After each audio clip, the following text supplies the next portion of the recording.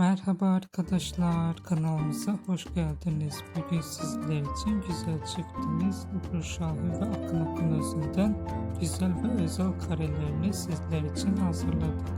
Ebru Şahin ve Akın Akınözü Hercai dizisinde Reyhan ve Miran karakterlerine hayat vermişler.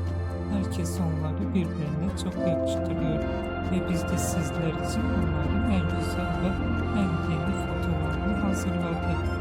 Bu videoların devamı gelmesini istiyorsanız kanalımıza abone olup yorum yazmayı unutmayın. Teşekkürler.